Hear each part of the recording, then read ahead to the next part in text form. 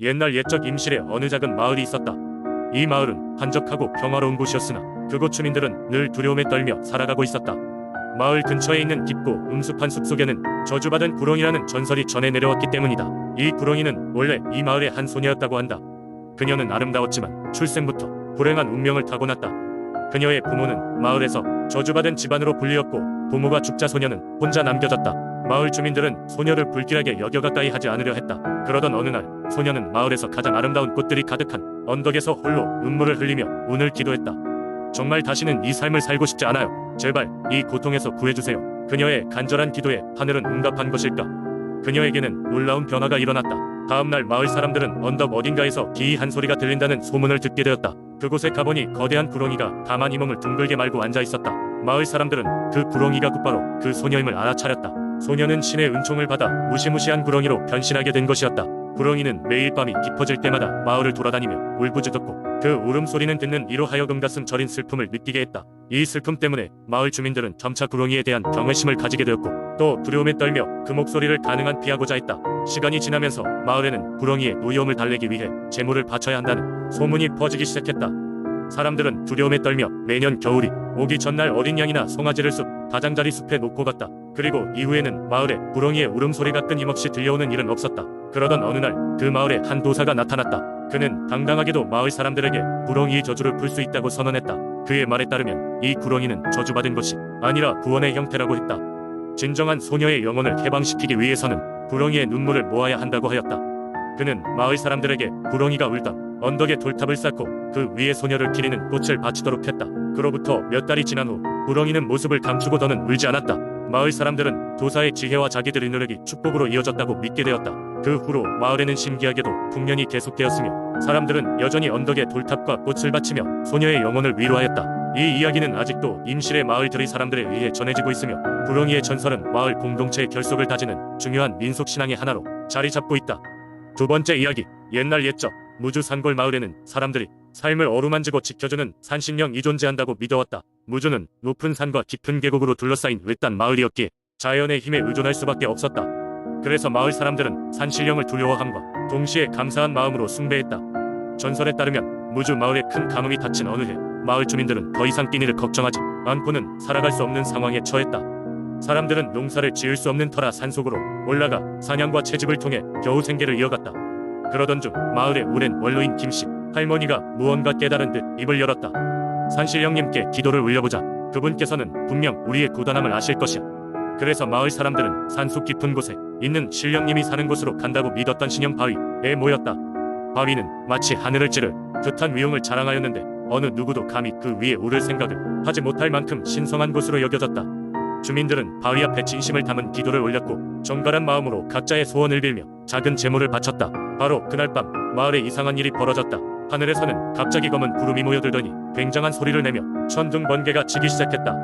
그리고 그것은 곧이어 시원한 비로 변하였다. 비는 마치 폭포가 쏟아지듯 하늘과 땅을 연결하며 내렸다. 주민들은 모두 산신령의 은혜일 것이라고 믿었고 기쁨의 눈물을 흘리며 감사의 뜻을 전했다.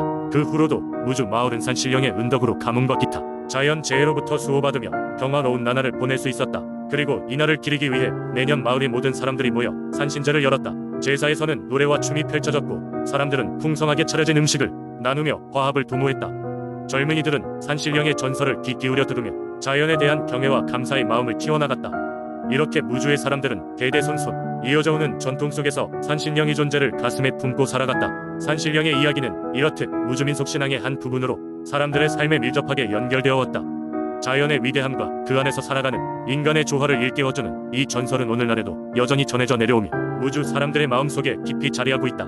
세 번째 이야기, 옛날 옛적 인제 땅에는 기이한 전설이 전해져 내려오고 있었다.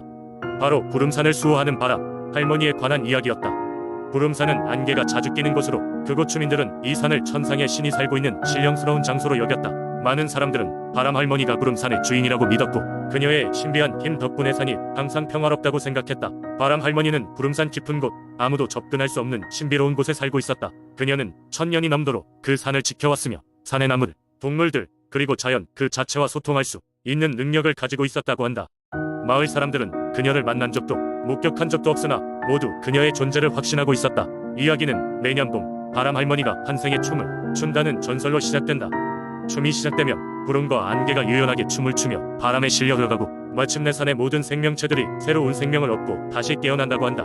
주민들은 이 시기를 맞아 산 아래 작은 제단을 세우고 바람 할머니에게 감사와 소원을 담아 제사를 올렸다. 하지만 어느 해 마을에 극심한 가뭄이 찾아왔다.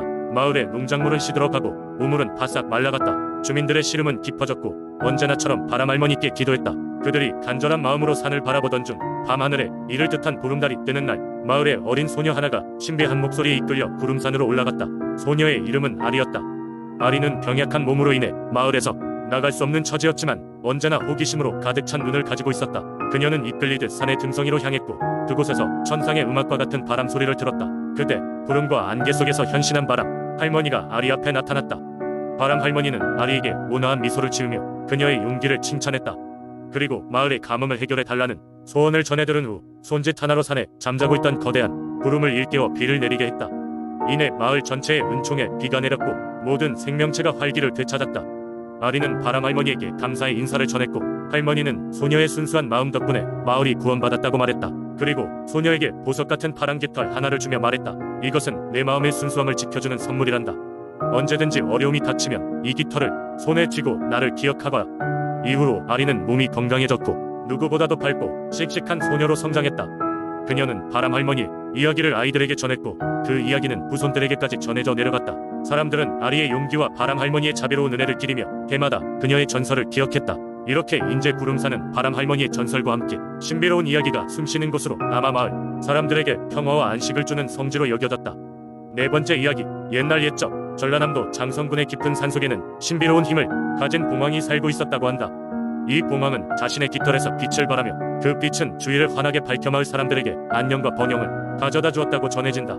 봉황은 사람들에게 자신의 모습을 잘 드러내지 않았지만 필요한 순간마다 마을을 지켜주는 보호자 같은 존재였다. 이 봉황이 장성 마을에 처음 나타난 것은 한 세대 전이었다. 그 당시 마을에는 가뭄이 심하여 많은 이들이 고통을 겪고 있었다.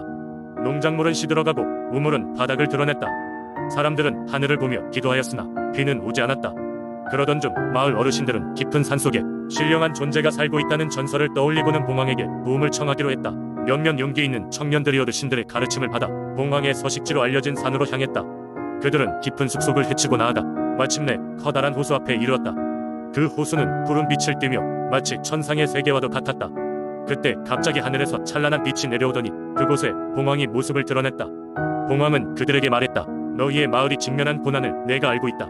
그런데 너희가 진정 구원을 원한다면 진실한 마음으로 나에게 정성을 다하고 또한 서로를 돕는 마음을 되새겨라. 청년들은 봉황의 말에 대해 깊이 고민하고 마을로 돌아가서 그 뜻을 전했다.